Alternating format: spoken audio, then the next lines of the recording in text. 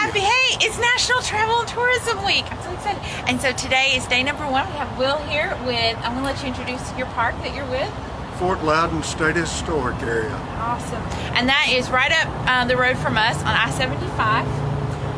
Sort of, just right. off I-75, yeah. And so today, a little bit about what you're wearing today, and then maybe fire the gun for us? Sure. Okay. Sure. Good deal. Awesome. Well, Fort Loudon was a British fort during the French and Indian War, about 20 years before the American Revolution.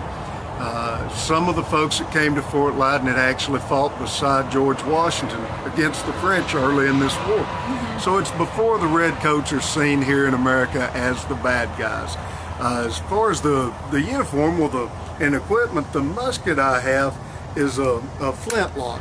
And it gets the name flintlock because there are 3 main parts of the weapon: the lock, the stock, and the barrel. And here on the lock, I've got this really hard rock called flint. Flint's hard enough, if you sharpen the edge like we've done here, it will shave off small pieces of steel. And they'll be hot enough they burn up as sparks due to the friction. If you watch here, you should see a spark. It won't be a loud noise, but you should see a spark. And at the same time it's causing sparks, it's pushing my steel hammer forward. Well, you hope at least 1 or 2 of the sparks land here in the pan, where they'd ignite your black powder. The fire runs through this small hole to the inside of the barrel. Once it's in there, it ignites more powder, and that's what pushes the musket ball out the barrel. It will just shoot them one time, and then it's empty. You have to reload before you can fire it again. And it does have about a 1 in 7 misfire ratio, which might not sound good to us today, but over 250 years ago, that wasn't bad at all. I'll step back just a little bit. This bag is my cartridge box, and it would hold pre-rolled cartridges. Certainly powder horns were in use at this time. We do know of the soldiers at Fort Loudon being issued powder horns on at least one occasion to carry extra powder. But you wanted to have pre-rolled cartridges that held your black powder, your lead musket ball, and the paper itself would even serve as wadding. The reason this is preferred over a powder horn is it allows you to load and fire the musket faster. So first I'll rip the paper open. I'll pour just a small amount of powder here in the pan, and that's the powder that should catch fire first. I shut the pan so I don't dump all of that powder out, and then I pour the rest of the powder in the musket ball down the barrel.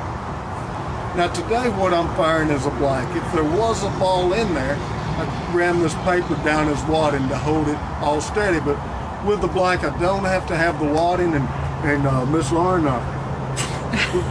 glad to give it to you as a souvenir. That's quite all right. That's quite all right. Black powder weapons foul. Some of that powder will cake to the inside of the barrel, almost like when you eat sticky food. Once the food's gone, your hands are still sticky. And a musket ball could get trapped in that. So I use this rammer to make sure the ball is forced all the way down to the bottom of the barrel.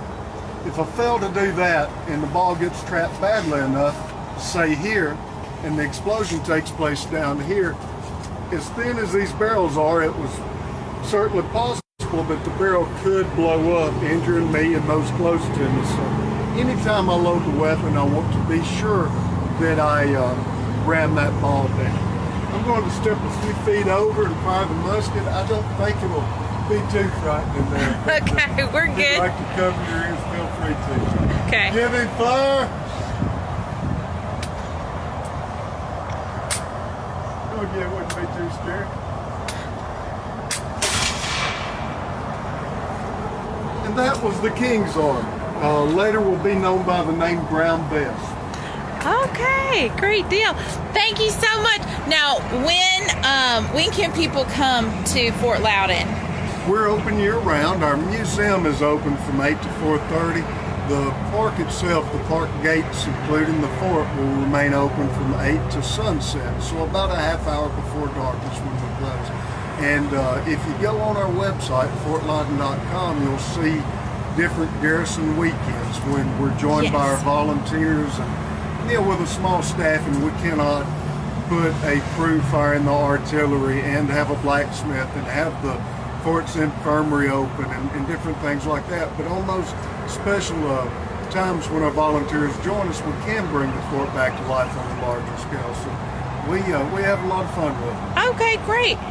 And can you tell us do you know when the next Garrison weekend is going to be? Yes, ma'am. The next one is May 18th and 19th. Okay, so that's like 2 weeks. Right.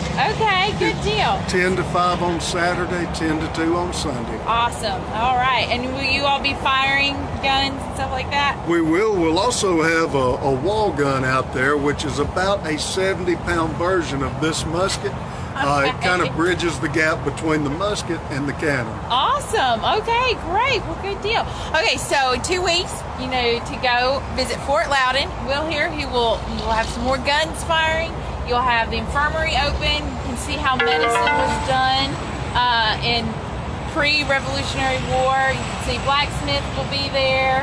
Awesome. Now, how much does this cost? It's free of charge. Free. I love free. Donations are gladly accepted, and they do have donation boxes scattered about the park, but they're not expected. Okay, great, good deal. Thank you so much. This is fun.